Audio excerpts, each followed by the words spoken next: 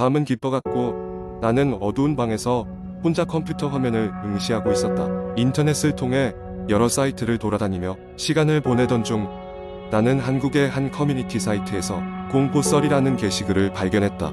별 생각 없이 마우스를 클릭했고 기이하고도 섬뜩한 이야기가 화면에 펼쳐졌다. 그 글은 한밤중에 전화라는 제목으로 시작되었다. 이야기의 주인공은 평범한 대학생이었다. 그날도 늦은 시간까지 도서관에서 공부를 하고 귀가하던 중이었다. 그는 여느 때처럼 지친 몸을 이끌고 자취방에 들어섰다. 샤워를 마치고 따뜻한 차를 한 잔 준비한 후 침대에 누워 스마트폰을 들여다보며 잠들 준비를 하고 있었다. 그때 갑자기 전화벨이 울렸다. 화면을 보니 낯선 번호였다. 보통 이런 경우에는 받지 않지만 무슨 이유에선지 그는 전화를 받았다. 여보세요? 조심스럽게 전화를 받은 그는 아무런 대답이 없는 무금 상태에 불안감을 느꼈다. 몇 초간의 침묵이 이어지고 톡 하며 끊어졌다. 이상한 기분을 느끼며 전화를 끊은 그는 곧바로 잊기로 했다. 그러나 그날 밤 다시 전화벨이 울렸다. 이번에도 같은 번호였다. 그는 망설이다 전화를 받았고 이번에는 낡고 쉰 목소리의 남자가 속삭였다.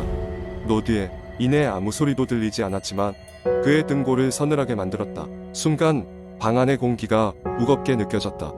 혹시나 하는 마음에 그는 천천히 고개를 돌렸지만 당연하게도 방 안에는 아무도 없었다. 그는 자신이 괜히 신경 쓴 거라며 애써 마음을 다잡았다. 하지만 그날 이후로도 전화는 계속됐다. 매번 시간이 조금씩 달랐지만 대부분이 한밤중이었다. 처음엔 무시하려 했지만 점점 더 심해지는 통화 내용에 끔찍 놀라는 일이 찾아졌다. 몇 번이고 번호를 차단했으나 새로운 번호로 계속 걸려왔다. 공포는 점차 현실로 다가왔다. 어느 날 새벽 그는 오랜만에 친구들과의 술자리에서 늦게 귀가하는 도중이었다. 반쯤 취해 발걸음을 옮기던 그의 귀에 또다시 전화벨이 울렸다. 이번에도 낯선 번호 시기에 용기가 생긴 그는 전화를 받았다. 귀에 전화를 끊자마자 그의 뒷목에 소름이 돋았다. 그때였다. 길 한가운데 구부정한 자세로 서 있는 그림자가 있었다. 점점 더 가까워지는 발걸음 소리와 저벅저벅 울리는 그 감촉. 취해서 생긴 환각이라 치부하기엔 그 실루엣은 선명했다. 그의 심장은 미친 듯이 뛰었고 그는 뛰기 시작했다. 온몸의 세포가 생존 본능에 소리쳤다. 방에 도착했을 때 그는 문을 잠갔다. 숨을 고르고 현재 그랬냐는 듯 전화벨 소리가 끊임없이 이어졌다. 다시 화면을 보았다. 이번에는 저승사자라는 이름이 화면에 찍혀 있었다. 핸드폰을 바닥에 떨어뜨리고 그가 공포로 얼어붙은 순간이었다. 그 후 그는 집에서 핸드폰을 치웠고 새로운 번호를 만들었다. 그러나 그날 이후로도 심야의 고요한 발자국 소리와 쉴 새 없이 울리는 전화벨 소리에 불편했다. 그는 그의 심리적 문제가 이 모든 것을 만들어낸 거라고 생각해 보려 했지만 결코 떨쳐낼 수 없는 공포가 그의 어두운 방 한구석에 남아있는 듯했다. 한국 인터넷의 공포썰은 떨칠 수 없는 공포를 우리에게 안겨준다. 마치 우리 주변에 어딘가에 정말 있을 것 같다는 착각을 불러일으키며 말이다. 그 밤 이후 그는 핸드폰을 끄고 오직 밝은 낮에만 대화를 나누게 되었다. 끊임없는 공포의 굴레에서 벗어나기 위해서. 두 번째 이야기. 내 이름은 민수. 대학생이지만 지금은 여름 방학이라 며칠 전부터 친구들과 여행을 계획했다. 우리가 선택한 장소는 한국 남부지방의 외딴 시골 마을. 인터넷에서 찾아본 바로는 이곳 근처에 오래된 폐가가 있다며 그곳에서 여러 기이한 현상이 목격된다는 소문이 있었다. 그저 재미로 그리고 조금은 오싹한 경험을 해보고 싶다는 생각에 우리는 그곳을 목적지로 삼았다. 여행 당일 우리 일행은 5명이었고 나는 그중 리더 역할을 맡았다. 마을에 도착했을 때는 해가 저물어 가고 있었다. 우리는 서둘러 민박집에 짐을 풀고 저녁을 먹은 뒤 폐가로 향했다. 길을 따라 한참을 걸어 폐가에 도착했을 때는 이미 주위가 어두웠다. 건물은 생각보다 더 오래되고 음산해 보였다. 누군가의 장난 때문인지 벽에는 알 수 없는 낙서들이 가득했다. 처음에 우리는 손전등을 켜고 폐가 안을 돌아다녔다. 아무도 없다는 생각에 너나 할 것 없이 장난을 치기도 하며 웃고 떠들었다. 하지만 시간이 지날수록 이상한 느낌이 들기 시작했다. 어느 순간부터 친구 중 한 명이 사라진 것을 뒤늦게 깨달았다. 당연히 그 친구가 장난을 치는 것이라 생각하고 다들 웃었지만 아무리 찾아도 그를 찾을 수가 없었다. 그리하여 우리는 두 팀으로 나뉘어 건물을 샅샅이 뒤지기 시작했다. 하지만 1시간이 지나도 그는 나타나지 않았다. 차츰 우리는 불안해졌다. 그때 건물 어딘가에서 문이 삐걱거리는 소리가 들려왔다. 소리에 따라가 보니 한쪽 방문이 열려 있었고 그 안에는 사라진 친구가 앉아 있었다. 그 친구는 창백한 얼굴로 우리를 쳐다보며 무언가에 홀린 듯 중얼거렸다. 아무리 말을 걸어도 대답이 없자 우리는 겁이 나서 그를 부축하고 서둘러 그곳을 빠져나왔다. 민박집에 돌아왔을 때 사라졌던 친구는 갑자기 정신을 차린 듯 보였다. 하지만 그날 무슨 일이 있었는지 기억하지 못했다. 우리 모두 피곤했고 친구에게 무슨 일이 있었는지 물어보는 것도 잠시 뒤로 미뤘다. 하지만 그날 밤 나는 이상한 꿈을 꾸었다. 낯선 여자가 폐가 안을 서성이고 있었고 그녀는 슬픈 눈으로 나를 바라보며 무언가 말을 걸었다. 그런데 그 말이 이상하게도 하나도 알아들을 수 없었다. 다음 날 아침 우리의 여행은 마치기로 했고 우리는 다시 집으로 향했다. 일상을 되찾았지만 그날의 기억은 쉽게 사라지지 않았다. 특히 사라졌던 친구는 그날 이후로 가끔씩 이상한 행동을 보이기 시작했다. 한밤중에 무의식 중에 집을 나서거나 낯선 목소리가 들린다며 깜짝 놀라곤 했다. 결국 우리는 그날의 사건이 우리에게 남긴 여파를 직접적인 행동으로 해결하기로 결심했다. 그리하여 폐가에 얽힌 이야기를 더 자세히 조사해보고자 다시 마을을 찾았다. 마을 주민들을 인터뷰하고 지역 도서관에서 옛 문헌을 찾아보다가 우리는 그 폐가의 기괴한 과거를 알게 되었다. 과거 그곳은 한 가문의 저택이었고 그 집안의 마지막 주인이 죽은 이후로 여러 괴이한 일들이 계속되었다고 한다. 소문에 따르면 그 주인은 자신의 비극적인 과거를 잊지 못하고 죽어서도 집안을 떠돌고 있다는 것이었다.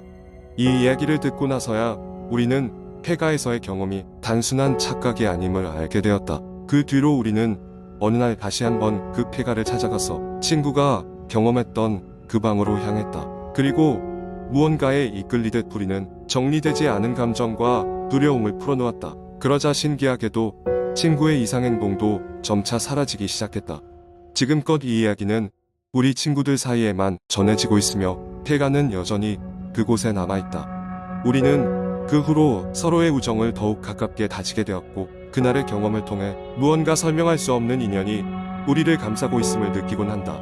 이 이야기는 완전한 허구임을 밝히며 읽는 여러분에게 오싹한 경험이 되었기를 바랍니다. 세 번째 이야기. 저는 서울 외곽에 위치한 한 오래된 아파트로 이사를 가게 되었습니다.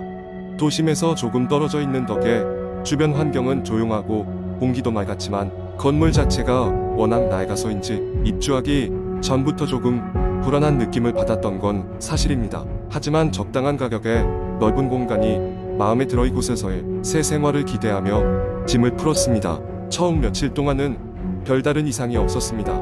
다만 밤이 되면 복도 쪽에서 간간히 이상한 소리가 들렸습니다. 삐걱거리는 듯한 소음과 함께 마치 누군가 조용히 문을 두드리는 듯한 소리였죠. 처음엔 구조가 오래된 건물이라 그런가 보다 하고 넘겼습니다. 하지만 이상한 일이 계속되자 불안감이 서서히 커지기 시작했습니다.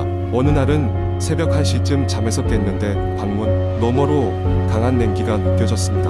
호기심 반 두려움 반으로 문을 열어 얼굴을 내밀었지만 복도에는 아무도 없었습니다. 빈 복도 끝에서 작은 그림자가 사라진 듯한 착각도 들었지만 잠이 덜 깬 상태라 그런 거라며 스스로를 안심시키곤 했습니다. 이사가고 한 달 정도가 지났을 무렵 친한 친구가 저희 집에 놀러 왔습니다. 친구와 오랜만에 깊은 대화를 나누다 보니 어느새 시간이 많이 흘러 친구는 저희 집에 머물고 가기로 했습니다. 밤늦게까지 이야기를 하다 잠들었는데 그날 밤 유난히 소리가 크게 들렸습니다.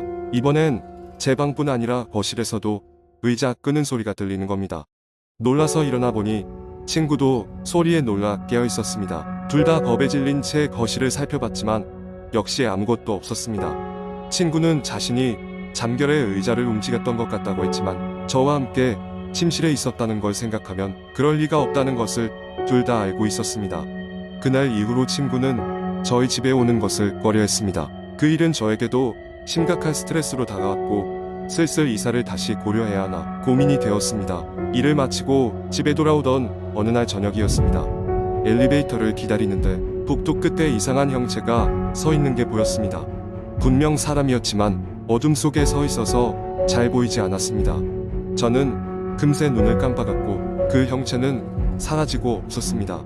체념한 듯한 마음으로 엘리베이터에 올라타고 버튼을 누르려 할 때 갑자는 무거운 한숨 소리가 등 뒤에서 들렸습니다.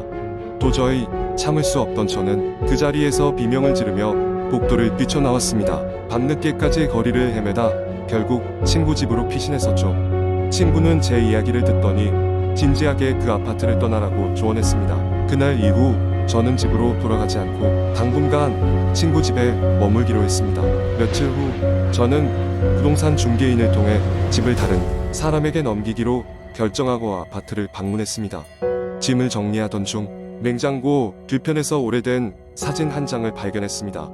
낡고 바랜 사진에는 어떤 가족이 다정하게 웃으며 서 있었습니다. 그리고 그 뒤로 희미하게 보이는 낡은 아파트의 모습이 있었습니다. 놀랍게도 그것은 제가 살던 그 아파트라는 걸 곧 알아차릴 수 있었습니다. 사진을 본 순간 예전부터 들어왔던 소문이 떠올랐습니다. 오래전 그 아파트에서 어떤 가족이 불행한 사건을 겪었다는 이야기였죠. 갑작스런 사고로 모두 세상을 떠났고 그 이후로 그 집에 살던 사람들은 저마다 기묘한 경험을 한 끝에 집을 떠나버렸다고 했습니다. 결국 저는 그 아파트를 떠나기로 한 제 결정을 2번 다시 후회하지 않았습니다. 그 이후로도 가끔 그때의 일이 꿈에 나타나곤 했지만 현재 제가 머물고 있는 집에서는 아무런 이상한 일이 발생하지 않았습니다. 시간이 흘러 그 아파트는 재건축을 위해 철거된다고 들었습니다. 그 안에 가라앉아 있던 기억들과 함께요. 하지만 가끔은 도시의 밤거리를 걸을 때 그날 느꼈던 냉기와 누군가의 한숨이 떠오르곤 합니다. 그리고 그럴 때마다 저절로 한 번쯤 고개를 돌려 뒤를 확인하게 됩니다.